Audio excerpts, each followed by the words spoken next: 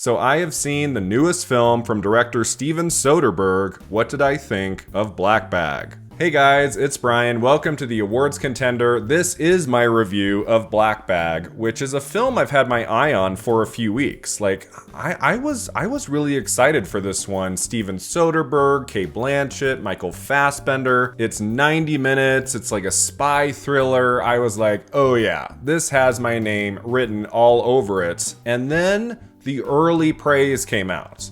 And some critics I really look up to and respect were giving this thing 8.5, 9 out of 10, and I thought, okay, finally, in mid-March, we have our first great film of 2025.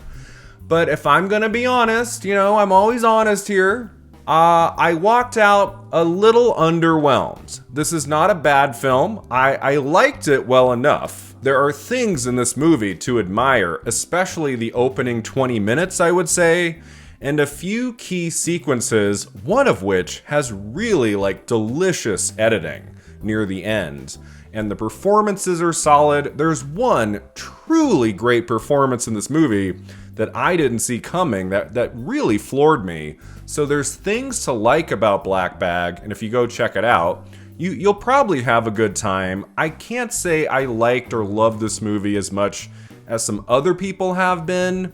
I would feel weird giving this an 8 or a 9 or a 10 or something, just because as stylish as it is, and it's very stylish, I just, at the end of it, I felt like it was kind of uneven, and it's also very familiar.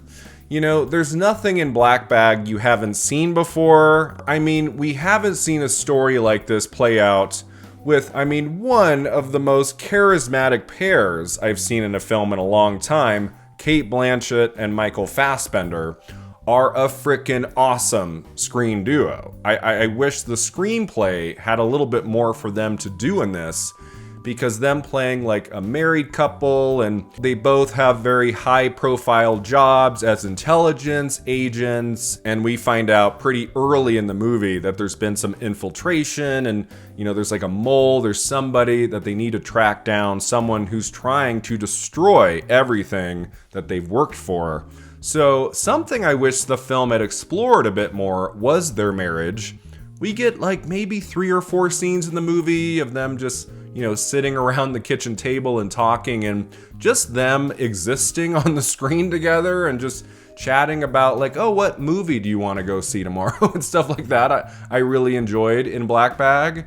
But most of the film, I would say, they are separate. You don't see them together all the time, especially past the opening 20-ish minutes. So I did feel like that was a missed opportunity. I wish this movie had implemented them together more often. It didn't have to be Mr. and Mrs. Smith. It didn't have to be Brad Pitt and Angelina Jolie, often sharing the screen and shootouts and running around and big action scenes and things. If you're going to Black Bag expecting a real high-octane action thriller kind of a movie, that's not what this is. This is very kind of low-key. It has tension in it. It's got 2 scenes, I would say, that have a lot of tension, but there's almost no action in the entire movie. It's more of a drama, kind of a whodunit, actually. Toward the end, I was thinking oh, this is like a new version of Clue. There's an element of Clue, the board game. Once we get to the end of this film, I won't give away anything, but the ending of the movie where you're trying to guess okay, who's the bad guy here, and that's kind of fun. The opening 2 sequences of Black Bag are outstanding. The opening shot is fantastic. It reminded me of that scene in Goodfellas, where we follow Ray Liotta and Lorraine Bracco, into that dinner theater, tracking behind them for minutes on end. We open Black Bag with a shot like that, following Michael Fassbender from behind, and it's great. And then we get this pretty long, I would say, dinner scene with 6 people, and you're starting to get into the vibe of the movie, trying to learn who all of these characters are, what their jobs are, their motivations. And over a long dinner scene, you really do learn a lot, and it's paced very well, edited well, and the tension just builds and builds and builds until the final big violent act of that scene. And that was awesome. I like that. But then the movie just settles for a while, and there's not a whole lot of tension. I understand what Steven Soderbergh and David Koepp are going for, but lots of this movie I felt like just kind of sat there on the screen. The pacing does have lulls at times, and I felt like there could have been more suspense, a little bit more action. I did feel like the Cate Blanchett character was slightly underwritten. You don't learn very much about Catherine. You know, by the end of the film, I was thinking to myself, Blanchett never really disappeared into this role whenever she was on screen. I just always thought, oh, it's Cate Blanchett. Like, I didn't find the way she was able to become Lydia Tarr, let's say. And even in her latest TV venture with Alfonso Cuarón, Disclaimer from a few months ago, which is flawed, but really gave her a rich three-dimensional character to get lost in. She doesn't have that in Black Bag. She's basically, meant to be stylish and sexy and charismatic, and I feel like a third of her performance in Black Bag is just walking in and out of buildings, and she does that very well, but I wanted a little bit more from her character. Michael Fassbender is in more of the film, I would say, and he has a much more interesting character. You never quite know what he's thinking. He clearly has some tricks up his sleeve, and you're never quite sure when he's going to show those tricks. Like, at the end, you're kind of waiting, and oh, there it is. But the best performance in Black Bag is by Marissa Abela, who I was just completely struck by her throughout this movie. And I'm like, have I seen her in something before? Nothing was coming to mind. I looked her up on IMDb after the film ended, and I'm like, oh, she played Amy Winehouse in that movie Back to Black. I never saw that film, but didn't she get on the BAFTA long list and Best Actress for that movie? And I think she's on Industry, right? On Max, she's on that show Industry. I still haven't seen that. So this was, in a way, my introduction to her. And oh my God, she is freaking great. She's funny, she's quirky, there's a dangerous element to her. She totally lights up the screen. And, if I'm gonna talk about Oscar Corner, which is my new segment in my film reviews, where I give the movie I just watched one Oscar nomination, for Black Bag, it would be Best Supporting Actress for Marissa Abela. She's that good. Whenever she's in a scene, I was leaning forward in my seat a little bit more, I was a little bit more interested in what was happening on the screen. She is fantastic. I mean, that would be a pretty cool Oscar nomination. Is it going to happen? No. Black Bag is not going to receive any Oscar nominations, even if it had come out in October, November. This is not an Oscar movie. In a way, I feel like Mickey 17 has a better chance at getting an Oscar nomination for sound or visual effects or something.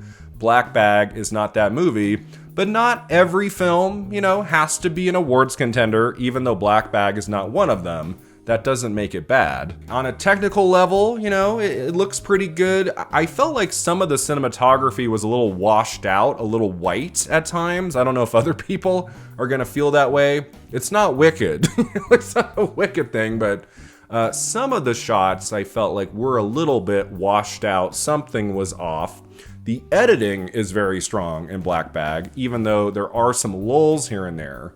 I thought there was some cool editing tricks, and there's this one scene in an interrogation room with a lie detector where we bounce around to different characters. The editing in that sequence is really, really good. I enjoyed that. It's nice to have a new movie on the big screen directed by Steven Soderbergh, right? Who, a decade ago retired from filmmaking, right? For 3-4 years? And then he came back with Logan Lucky, and he's been making movies ever since. I knew he wasn't going to leave us. Soderbergh is way too talented, and so yeah, it was nice to see, a new movie from him. I know he just had Presence come out in January. I still haven't seen that, man. Like, it played at Sundance a year ago, and I missed it. And then I was at Sundance 2025 when Presence opened in theaters, so I missed it again. But it's like a ghost story. I'm intrigued by that one. I want to see it eventually. I don't know how that film compares to Black Bag. And, again, there's a lot to like about this movie. And, while watching it, I was like, it's kind of cool, actually, to see just kind of a simple thriller, 90 minutes with a really good cast and in a movie theater, in a theater. We don't get these kinds of movies all the time anymore. I was watching Black Bag thinking, most people would have made this like an 8-episode limited series on Netflix or something. And then it's just like a tight 90-minute movie on the big screen. That's kind of cool. In some ways, it reminded me of the kinds of movies I would go see all the time in theaters with my dad in the 90s, right? Especially in the early months of the year in the 90s, we got all kinds of films like Black Bag. And now it's like there's so much emphasis on spectacle and $200 million and special effects. Black Bag is kind of a return to those more simple thrillers we got in the 90s.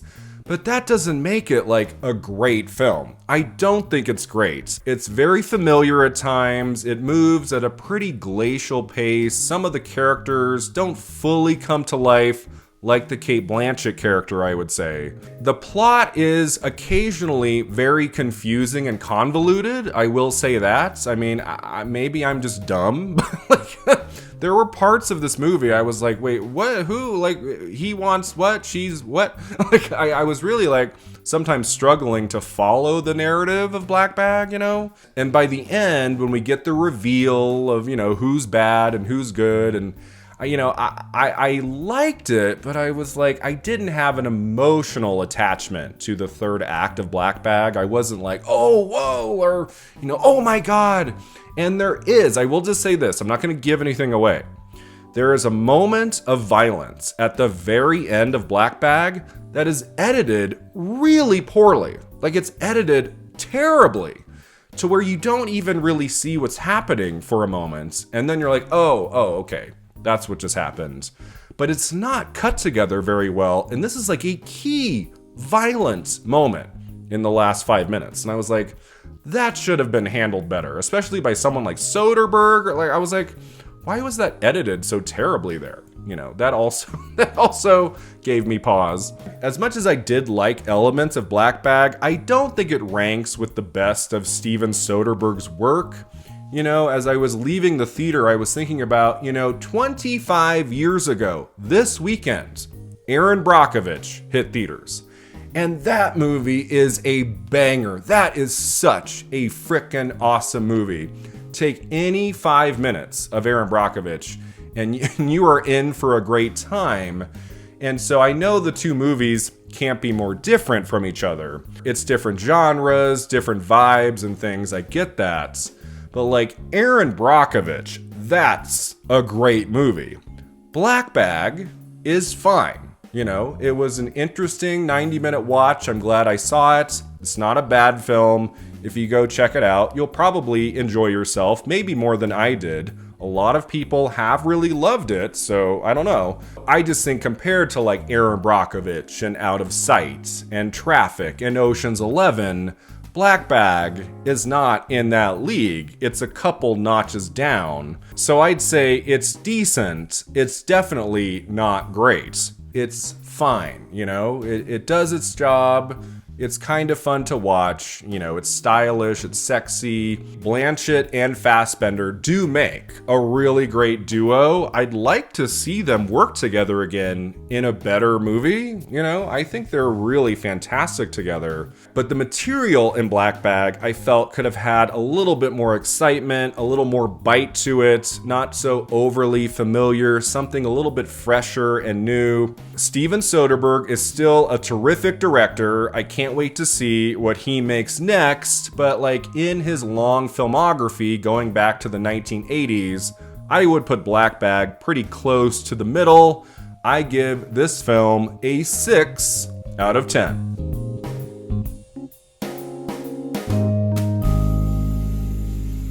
Thanks so much for watching and subscribing, and let me know in the comments below what you thought of Black Bag, and I'll see you next time at the Awards Contender.